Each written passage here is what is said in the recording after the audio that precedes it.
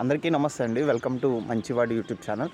So రీసెంట్గా కొంతమంది రైతులు నాకు మెసేజ్ పెట్టి పెయ్యి దూడలు కావాలి, కోడి దూడలు కావాలని అడిగారనమాట. సో వారికి ఉపయోగపడుతుందని చెప్పేసి నేను ఒక వీడియో అయితే చేశాను. ఆ వీడియోని చూసిన తర్వాత కొంతమంది నాకు ఒక 5 జతల కోడి దూడలను అయితే పంపించడం జరిగింది. సో పంపించిన తర్వాత వాళ్ళు నాకు చెప్పింది ఏంటంటే, వీటిని ఇన్స్టాగ్రామ్లో అలానే యూట్యూబ్లో రెండిట్లో పెట్టండి, సో సేల్ అయిపోవాలి అని చెప్పడం జరిగింది. అప్పుడు నేను వాళ్ళకి చెప్పింది ఏంటంటే, బ్రదర్, ఈ వీడియోలు చేయడం అనేది చాలా సమయంతో కూడుకున్న పని. సో స్క్రిప్ట్ రాయటం దగ్గర నుంచి, ఎడిటింగ్ చేయడం దగ్గర నుంచి, డబ్బింగ్ చెప్పడం దగ్గర నుంచి, అప్లోడ్ చేసి ట్యాగులు, హ్యాష్ ట్యాగులు, థంబ్నెయిల్స్ పెట్టడం దగ్గర నుంచి చాలా సమయంతో కూడుకున్న పని. మాకు గంట నుంచి గంటన్నర పైగా సమయం పట్టే పని. కాబట్టి మేము మినిమం ఛార్జ్ 200 రూపీస్ తీసుకోవడం జరుగుతుందని చెప్పిన వెంటనే సో వాళ్ళు ఉచితంగా చేయండి అని అడుగుతున్నారండి.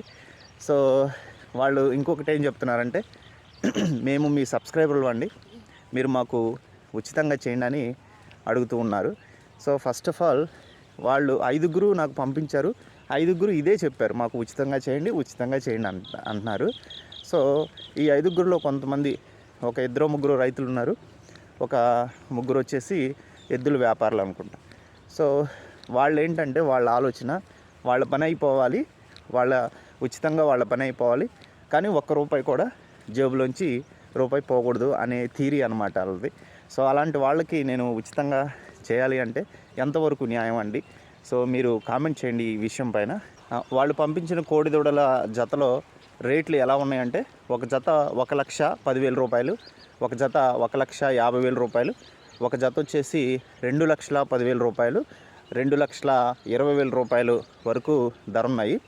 అంత ధర చెప్పి వాటిని సేల్ చేయటం కోసం 200 రూపీస్ పెట్టడానికి కూడా వాళ్ళు చాలా వెనకాడుతున్నారనమాట.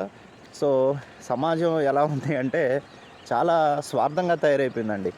సో నేను ఈ ఛానల్ని యాక్చువల్గా రైతులకి ఉపయోగపడుతుందిలే అని చెప్పేసి, ఎద్దులు, కోడిదూడలు, ఆవులు అమ్ముకోవడం ఇబ్బంది అవుతుంది, సంతకు వెళ్తే ట్రాన్స్పోర్టేషన్ ఖర్చులు పెట్టుకొని మన పని మానుకొని అక్కడికి వెళ్ళాలి, అక్కడ అమ్ముడుపోతాయో లేదో తెలియదు. సో అమ్ముడుపోకపోతే మళ్ళీ అదే బాడుగా పెట్టుకొని వెనక్కి తీసుకురావాలి.